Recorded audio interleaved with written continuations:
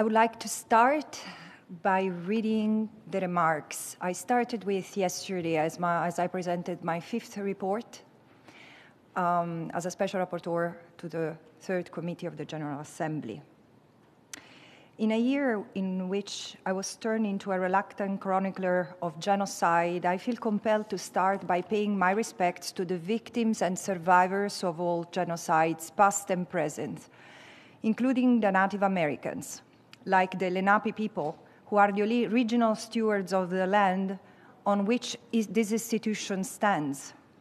Certainly, the ongoing struggle of Native Americans and indigenous peoples everywhere to regain and maintain their rights on their ancestral land, like the Palestinians, would be less challenging if institutions like this one, premised upon equality and freedom of all and self-determination for all, were actually committed to addressing and unraveling the colonial past, beginning by confronting the prevailing colonial amnesia that affects many of them.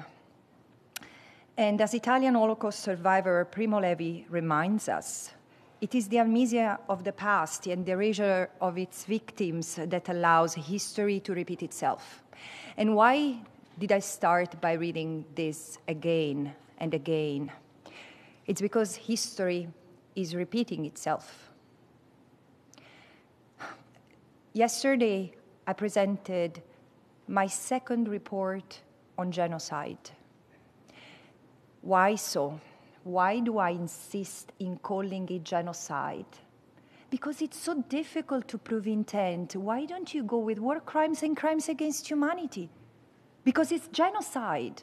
Because if you go to a doctor and you have cancer and you are diagnosed with fever, you have a problem, a big problem, and it's the same with the people who's being genocided. Because it's not about a collection of war crimes and crimes against humanity that the Palestinians are experiencing. They have experienced through their entire life as a people war crimes and crimes against humanity. But nowadays, the situation is different. And it's very important that we understand what is genocide and why this is to be recognized as a genocide. Because in the same way as the international community has failed to protect the victims of genocide in the case of the Jewish people in Europe, and then the Bosnians in former Yugoslavia, and then the Tutsi in Rwanda. In the same way, we are failing the Palestinians.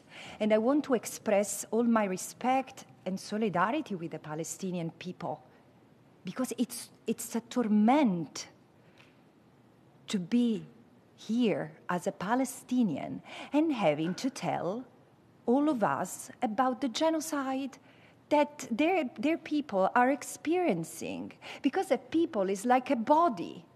You chop one arm, you chop one limb, the entire body suffers. And this is what a people is. It's something organic. And the same thing is the relation between the people and the land. For indigenous people, the land is not the place where they live. The land is who they are. And this is why we need to understand the bigger design behind what's happening in Palestine today. On the 14th of October, when together with other special rapporteurs, we started to denounce, to raise the alarm that what Israel had started to do might be genocide, and there was a serious risk of genocide. And then as of November, 30 of us have said a genocide is unfolding. I also said on the 14th of October, under the fog of war, Israel accelerates the forced displacement of the Palestinians. And I do say that out of the scholarship that I've produced, because the way I know the question of Palestine is through the forced displacement of its people, since even before the State of Israel was created. Palestinians have been kicked out of their land amid the destruction of their villages and everything they had from 1947-49 and in 1967, and it continues. And what's happening today, it's much more severe because of the technology, because of the weaponry. but also because of the impunity that has been granted to the State of Israel over 76 years. The hubris that has led Israel to attack not just the Palestinian people or the Lebanese, and to the Lebanese also goes my solidarity in this moment, but the United Nations. This year has also marked an attack against the United Nations physically, symbolically. In terms of functions, Israel has damaged or in any way bombed and targeted and hit 70% of UNRWA infrastructure in Gaza. It has launched a campaign, a smear campaign against UNRWA, which intensified a pattern that was already established. And it has killed 230 UN staff members, colleagues of many of those who work in this institution. And it has targeted the humanitarian capacity of UNRWA. And it has even targeted UN peacekeepers.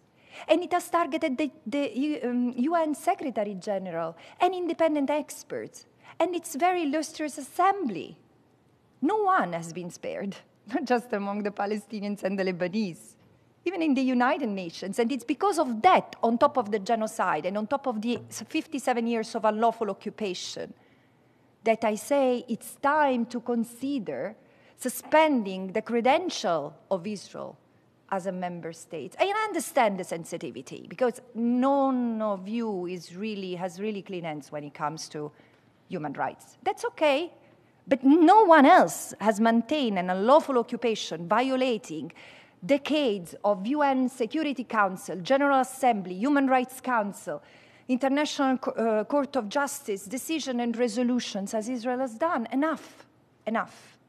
And the last point, genocide. While this is genocide is a very insidious crime. It's a process, it's not an act. And there is a significant jurisprudence, but still incipient jurisprudence, thankfully. And the critical element to determine genocide is the intent behind acts of killing and infliction harm and creating conditions of life leading to the destruction of a group as such. There is the intent. And the discussion I hear, including from scholars, well, it's difficult to prove the intent. The intent is not a motive. It's a different thing. Its intent is the determination to destroy through criminal acts. Motives can vary. One can commit genocide because of, or can develop the will, the determination to commit genocide to stay in power, or to liberate the hostages, or to commit other crimes. But the moment there is the determination to destroy, then the intent of genocide is formed, and you don't even need to have genocide unfolding to intervene. We have already failed the Palestinians. Genocide has already been committed. But we need to, first of all, intervene, stop and punish the perpetrators, and then to stop it because it's expanding to the West Bank and East Jerusalem. No Palestinians is safe under Israeli rule. And the other element, and with this I will conclude, what is critical is the responsibility of the state. We cannot apply the same threshold for alleged perpetrators, so criminal responsibility, to a state.